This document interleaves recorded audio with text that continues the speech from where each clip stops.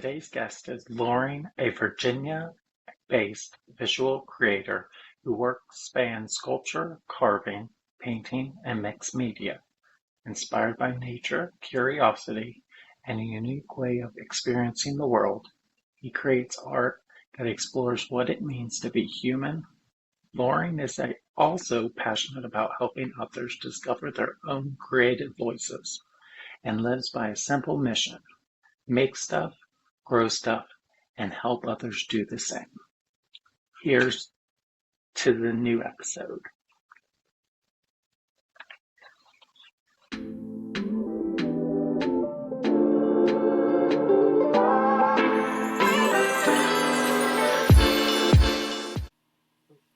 Hello, Lauren. Welcome to Canvas Commentary. How are you doing today?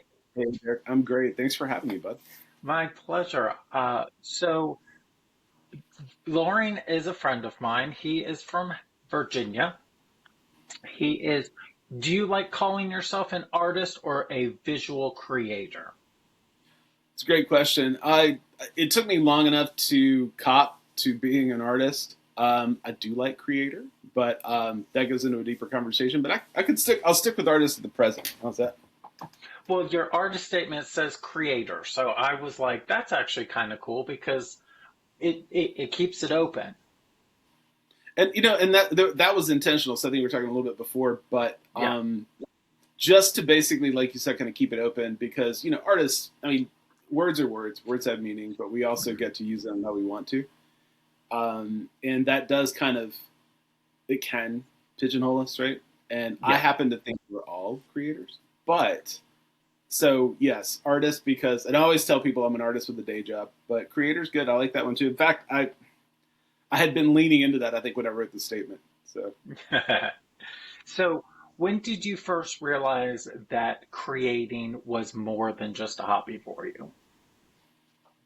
so I always had to, right? And I always assumed that everyone had to. My mom was an artist. I was raised around artists it was just second nature. But it wasn't until I want to say around 2009, and this was, I guess, I'll bounce all over the place. So, That's fine.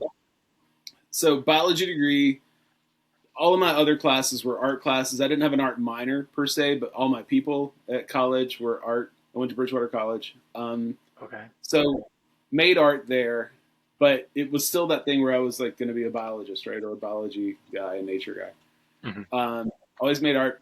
Made a couple of things. Paul Summers Okay. got me to do a couple of poetry readings because I always kind of wrote poetry and stuff, and just kind of perform. And then about 2009, I think is when it really started. And I was actually in a Polaroid show that he had hosted, and he said, you're an artist now, whether you like it or not. And so I guess around 2009, and you know how it is, Derek. Like it clicked. I was like, okay, I always had to make stuff, Hmm. and it kind of made sense that it's sort of you. I always joke about coming out as an artist in 2009 in Harrisonburg. So yeah, around 2009. How does that biology degree like affect, what you're passionate about in art? Because a lot of people you like we had you don't know him. He's from Joseph Gold. Joseph came on. He's episode 2. He Okay. was a uh, acupuncturist, and he Oh, really liked the concept of people's beings and energy and all that stuff. How does being a biologist help you with art? 100%. So grew up in the country. Mhm. It's around Smith Mountain Lake, right outside of Roanoke, Virginia, and I was always in the woods. I was always around nature, and then grew up on a farm early as well, right, or some sort of farming thing. So when I started making art, and then in 2009, 10, I started carving. But I'd always drawn. I'd always liked to use natural materials. I always like to pick things up and look at them, and everything always kind of looked intentional or created or was fascinating to me, right? So Mhm. go into a biology degree, and then you see how things work and you see how things are constructed. And to me, it translates into my now kind of philosophy of we're here right? To experience all this life being biology, and life being nature, and life being us, and all of this organic stuff. Everything basically then comes out through an art lens, and that's the language that we use to, express our experience. Yeah. So with biology, that gave me a language behind the love of nature, and that then informs everything else. So that's obviously going to be art. So especially with carving, I always find materials, and not only logs and things like that, but I love picking up rocks and pine cones and incorporating as much of that stuff as I can. So basically, it was a love in the natural world, and then that goes through the biological lens, or the biology lens, the science lens, to give me kind of a language and more of a focus to then say, okay, well, this, and everything looks to me, organic and round and cellular, but I do appreciate structures within that kind of life thing. So that's all of that babbling to say that's kind of how it filtered through to. So now with art, everything just is about life, and life is biology, right? At the start of life. So is that your artistic style, or put your artistic style in your own words? So mine is, I always talk about either turning stuff into other stuff, right? Repurposing. I love juxtapositions. So it can be man-made materials, natural materials. It could be any sort of media you can imagine. And then, especially with paint, like injecting dirt or sand or, whatever that is. So me personally, my artistic style, my art style is, it's just expressing, what I'm experiencing in life. So I carve, I sculpt, I love mixed media. I kind of came to painting a little bit later, and collage. That was sort of my response to not being able to go to a larger studio and carve during the pandemic. But it was still the same thing, picking things up and putting them together. So my style is just anything from, a juxtaposition of materials, to using what's laying around, to looking at something and thinking, okay, well, what would that look like if it were, say, a part of this world or a part of that? So, what themes or emotions show up in your artwork constantly?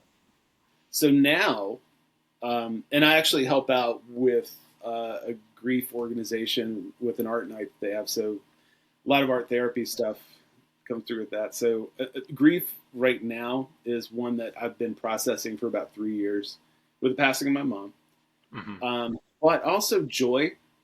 I love the energy that comes through, color, obviously, right? And movement and shapes that I like people looking at things and sort of, I like putting things that are kind of suggestive, but also I want people to get what they want out of it. So for me, it's all of the emotions, it's expression. But lately it's the two biggest, I think, would be joy and sadness, but I'm pretty happy. So yeah. Is there any themes that you, other than joy and sadness? So themes, yeah. So basically building, I love layers. I love building out things. I love constructing. So the themes that you're going to see right now, the show that I have currently at the Frame Factory in Harrisonburg, that's the Haints, Haints, Haints. So it's these little ghosts that I've been doing for a while.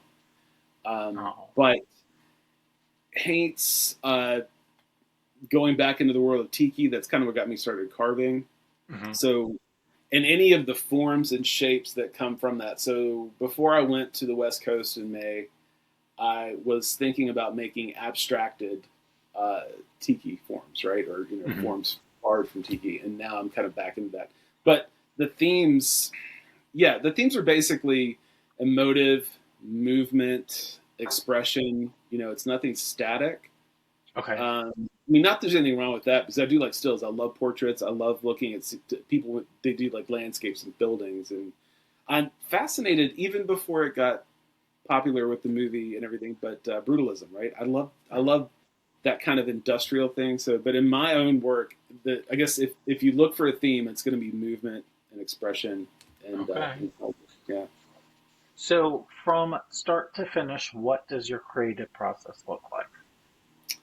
My biggest joke, I don't know how much language you want to deal with in this podcast, but there's a lot of dicking around. I get some ideas. So I'm very lucky I this thing is a fountain of ideas. It's just there's Mm. constantly things, and I'm looking around. And I'm like, well, what would that be? And again, the best way I can describe it is kind of what I said before: is that it's the experience and then expressing the experience. But I'll look at stuff and then I'll come up with ideas. And obviously, sometimes there's prompts, there's shows Yes. that themes, right? But I just love making, and I love just looking at things and putting them together and seeing what they do. So my creative process is I get an idea, I'll sketch it out, or kind of play with it in my head and sketch it, and then okay, well, what can this turn into? Or I have a thing that I think I want to make, or I say I want to make it. I think, and I'll get way into the woo. These things come to us; they come through us, and it's like we're if the dial is tuned in, then we're the one broadcasting it, right? If we're not picking it up, it's going to move on and get made by somebody else, or some other force, right? It could be Yes. created in nature or whatever. Um, but to me, the process goes that way. So it's an idea. I sort of start sketching it out, especially a carving. Let's just stick with that, right? A carving of Okay. your skull. And then I get the general idea. Then I start thinking about the materials. I go find the materials, and then I start working with that. And a lot of times you'll see, and you know how this is, right? You get the concept sketch and the finished product. There's definitely similarities. It could be exact, but I like also following the materials a lot too, and seeing where they want to go, right? So sometimes with wood, especially if you find discarded construction materials or logs that look interesting or whatever, they're going to have their own character in there. And by the way of like, bug damage or, knots that you didn't see or whatever. So not forcing that to be something that's not and kind of following it, but generally letting the material also kind of dictate once you get there too. Mm. That's true, because it's like the sculptures and stuff like that, trying to find that what's inside. Yeah. Yeah. Yep. So, what would your 16-year-old self think of your current work? Hmm. He would be fascinated. Um, he really he drew, Okay. and he did a little bit of painting. He had art classes in high school, but that was also at a time when I was blooming. I up till about 14, 15, I was kind of a little guy, believe it or not. I was quiet, and mousy, and then I just sort of exploded in every way. And so I was definitely brash. I loved comedy. I loved art. I loved performance. So I think he would be pretty stoked to see that we sort of grew into this person that makes the stuff that he was starting to get into. Ah, that's cool. I Um, wouldn't say he is stoked if you think about it, because I think it's all the same, right? Exists on the same at the same time. So I yeah, think right now he's able to access and look and say, "Wow, it does get better." I guess is what they want to say. yeah. What fears have you had to overcome since you were talking about you grew up? What kind of fears have you had to overcome as an artist? Yeah, a lot of insecurity. Okay. I was until yeah, and even through my adult life, very insecure. I learned how to use that insecurity later, Hmm. um, but the insecurity of not knowing who I was or what I was. I'm now 56, and I have a handle on it within the past few years, right? But yeah, so obviously that what people thought of me, what people thought of what I did. Now, once I started making stuff, Hmm. I really did just follow the intrinsic like drive, and I didn't give a damn past a certain point what people thought of it. I just made it. I was compelled to make it, but that Hmm. would be the one fear was that insecurity. I think. Okay. Yeah, because I understand that one. Like everybody is has to overcome something. If it's, people to get into, like, you can only do so much staying in your studio, you Yeah, know? yeah, So there yeah. has to be some sort of, fear. Um, so do you create, I think I know this answer, and I've heard you are like episode 5 or 6, but do you create for yourself or do you create for an audience? 100% for me. I love this question because it's something that I'm kind of a zealot about. Hmm. I I I love to make myself laugh. I wrote something for John Zucchini, the guy who created Grow the Arts, the website, and he was doing some bios and stuff. And I said, once I'm making something and I get to a point where something happens where I call it the chuckle, Hmm. and once I get this chuckle, I'm like, oh yeah, we're in it now, you know. So, and it's I think we hold multiple uh, things being people versions of ourselves, right? So Hmm. I make it for us. Now, I obviously I put it up, right. I have a show going on. I've been group shows. You know, I make art to put it out there. I like to sell it because obviously I'd be covered up with all my art if I didn't. Um, I'm interested in what people think in the way that I'm interested in what they're seeing, right? So Okay. expression, language, I put it out there, but then I'm of the belief that once we make it and put it out there, it's not just ours. And in fact, it stops being ours. We're now part of the observation, right? Hmm. Um, Now, there's things I make and keep that I'll make something and like I really like it and keep it. But yeah, so the initial impetus is like I got to make it, I want to make it, and then I make it to suit you. Okay. Which is one of the questions, and I'll go back to the other questions. How how do you handle that criticism then? I'm really curious. I Yeah. have kind of a motto. I'll debut it on this podcast. I'm talking to my friends about it all the time. I show up, I'm curious, and I'm not tied to an outcome. So Okay. the one thing that I guess if I get bummed about anything when people are experiencing the art is if they don't feel anything or if they don't get curious or if they just look at it and it's like it may as well not be on the wall, you know. Hmm. Otherwise, it good, bad, confusion. I love all of it. I really want to see like, all right, what are you seeing? Like, what's got you, you know, curious or whatever. Uh, um, so what has been your biggest professional lesson in art so far? Uh, Finishing, not just Okay. completing, but the biggest thing is going beyond not just the piece being done. And this is where people who have the benefit of who are actually trained more than I was. You know what I mean? Like when Hmm. you go to an art school. Laura Thompson, my partner, who you'll probably have a conversation with at some point, she's been really instrumental in helping me see that. And this past show was being more intentional about planning the pieces, more intentional about completing them in a way that while I still followed the material, I really wanted to get certain ideas in, you know, or certain images across, right? Yeah. So, and then of course, in my case with the wood pieces, right, sanding, like really, like I wanted people to interact with it in a way, not just to look at it. I encourage people to touch it during the show when it's hanging. In fact, I actually have a little touch tank of proto pieces, right, that people and kids especially enjoyed picking up. But in Oh, order to do that with things like wood, you need to make it soft and no splinters and that kind of stuff. So yeah. ultimately, it's the stains. I really was intentional about finishing like one piece that is really interesting. It's kind of like this bubble cellular paint thing. I finished it with beeswax. So learning what certain things, you know, feel like and smell like, and then it's just the finishing part. So it's after the piece is done. Once I know it's being presented, it needs to be a complete piece. So I came to that party way late. That's funny.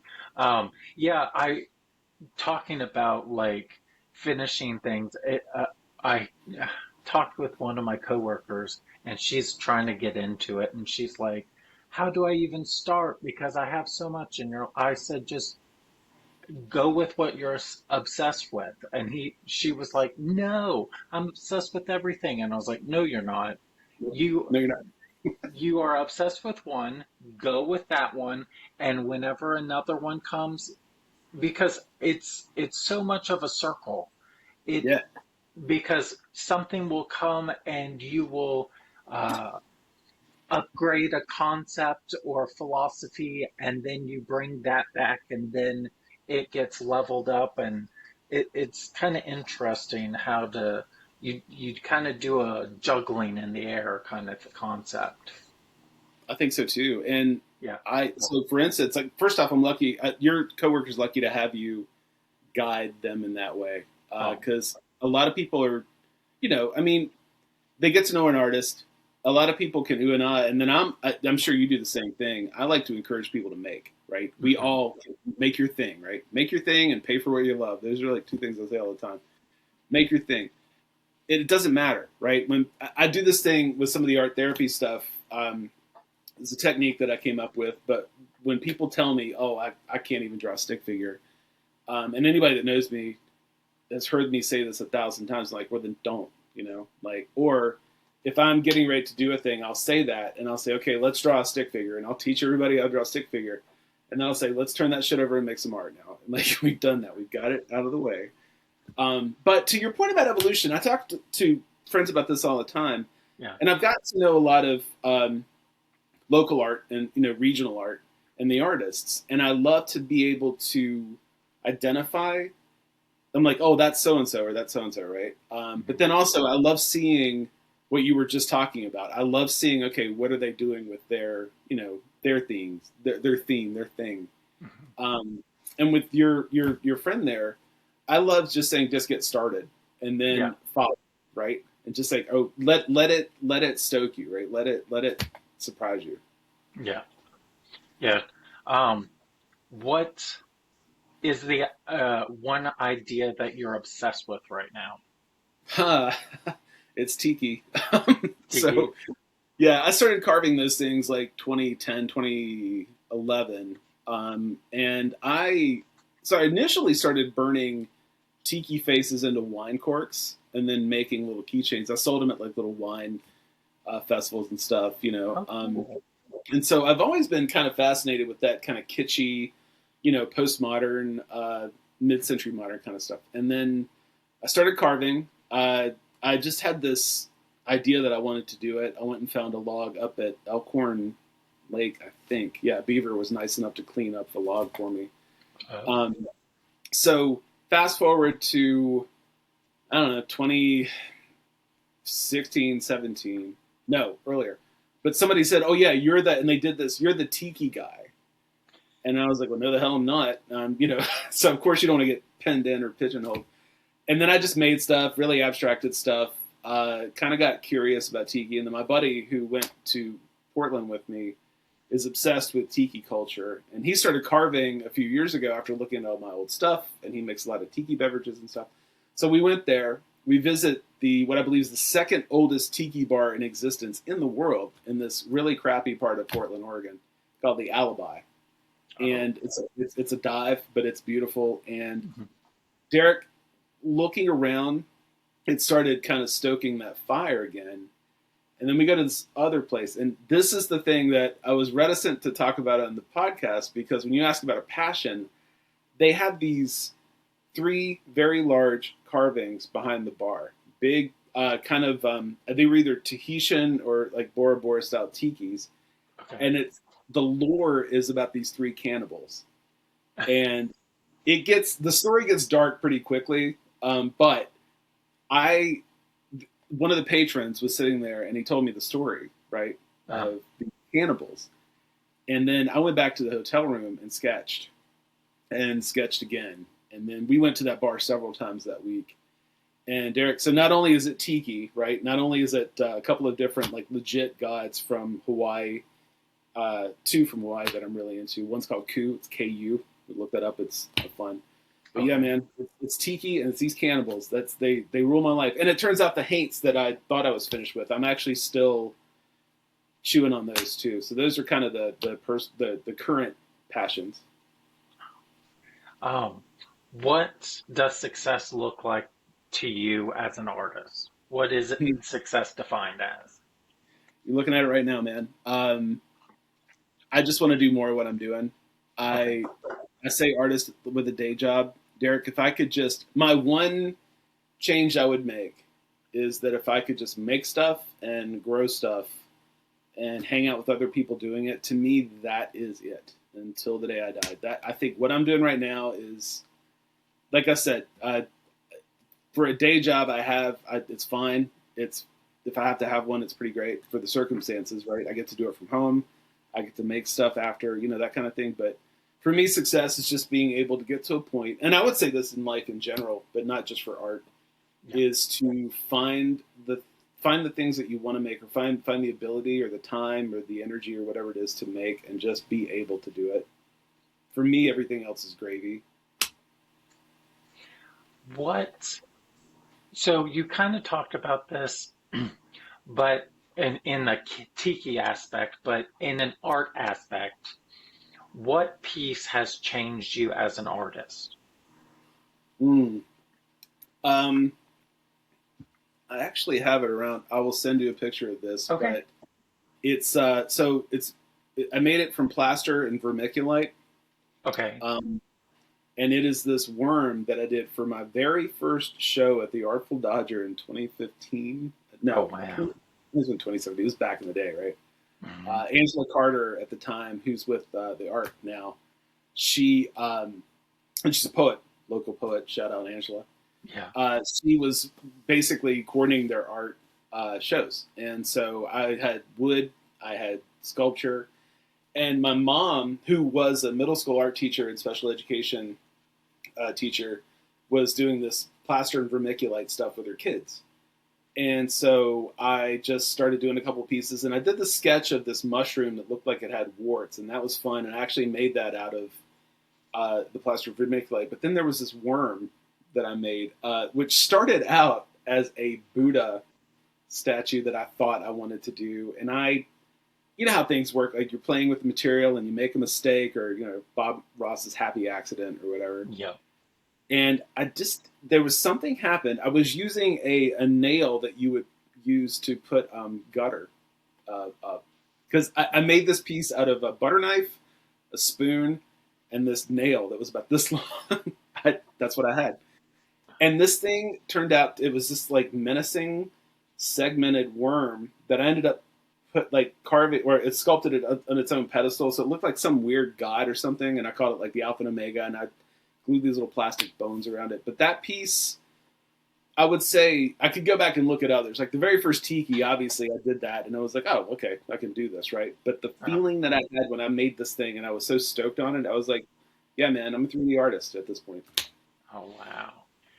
What advice would you give to emerging artists? If you have just start now. Okay. Do it. Yeah. Make it. I mean, and don't be afraid to. And I'm not the first person to do this. Don't be afraid to mess up. You're gonna mess up. That's where you find the cool stuff. But make a mark on it. Throw something on. Whatever it is, whatever medium that you want to do, and even be. I would say also be curious, right? So just start doing something. Start touching stuff. Start making stuff. But then just be curious. Hmm. So, what is next for you creatively? So I'm now sourcing wood. In addition to the smaller pieces that I have, the Okay. things that I want to make are bigger. So Oh, there's a lot more carving. There's going to be more sculpting, but I'm actually going to introduce myself to plaster and like plaster of Paris and paper mache, and I want to make bigger stuff. And I talked myself out of. I'm doing a couple of abstracts, but I've got some plans for some pieces that basically you will be able to tell what they are, or at least they have some form. But yeah, just bigger stuff. And I've been trying to encourage people, artists in the area, kind of prodding people. I want to see people make big stuff. So that's oh, yeah. that's what I'm trying to do. I love me making big stuff. You know me.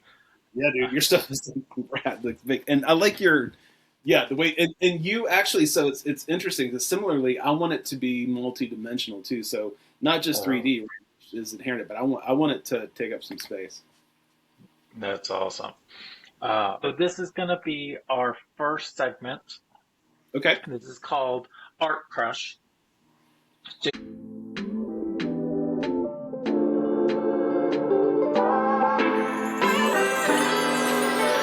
Or what has influenced your artistic journey the most? Um, okay. I'm going to name four people. Uh, Okay. Four people. So first off, mom, Yeah. RIP mom. She she was the one that exposed me to art. She's the one that encouraged it. She was the one that I just saw doing it Mhm. and did it, right. Uh, then I have this penchant for falling in love with dead artists. Okay. Um, I will learn about an artist that and not just your classic, right, your Picassos and all that stuff, but Eva Hesse. Um, Okay. I saw this documentary and I was like, "Who is this person? She's amazing." And she just did a lot of like interesting things with construction materials, and so I still like I'm in love with Eva Hesse. Um, One who recently passed away in the last few years was oh Philip. Oh God, I'm trying to think of her name. I think her last name was Barlow. God, I dig her so Okay. much I can't remember her name. I got to use so I want to say Philida Barlow. She was a sculptor in England who also used discarded materials. Okay. Um, and then one who is still alive, as far as I know today, Von Reidensgaard. Okay. Von Reidensgaard, and she does this really interesting thing with carving and sculpting with wood, like big giant pieces of cedar. So for her, her story was interesting. The way that she used tools is interesting, and the way that she expresses the big stuff, right? So Mhm. I learned about her at the same time I learned about Meow Wolf. So we can put those two together as a Okay. crush simultaneously. But yeah. That's awesome. Uh, okay. Well, bam, put another mark. Uh, and the next segment, you sent me this stuff, but this is two on an easel. Okay.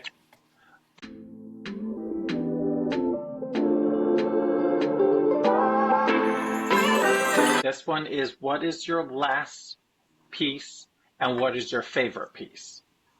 Hmm. So last piece, the one for the show, I think is the picture of that cellular looking haint with kind of the bubbly thing. But I also sent the haint stack. I was trying to Okay. get away from the word totem, right? But so people will call it a totem or something. But it's that was the first carved haints that I did. So that was the first idea I had for the show. So those two are tied for the newest that I really like a lot, especially that bubbly thing was made out of, or the cellular looking haint was made out of plywood, and so I Okay. carved plywood, which I probably will never do again because it was a real pain in the ass. And the sanding and making that smooth, but I really liked how that came out. You know what I mean? Like all the fighting with it really paid off. Mm. And then the old piece, the favorite piece, is the tiki that I did for Mom, because that Oh, was the first one that I did that I from sketch to completed piece in about 5 hours, oh and it wow. it turned out about the same. It was a soft piece of pine. I think I found like a fence post or something or just a pole that's made out of pine. And Wow. yeah, and that's it. It when I finished that one, it looked exactly as I intended. But yet it still had those knots and kind of interesting things. And then when I put that finish on it, the stain, it had like this weird gold kind of highlights that weren't intended. But that was intent. I intentionally made that for Mom. I wanted her to have like a piece, and it was like this elevation of the tiki that I was doing. And so yeah, and that one now is in my studio.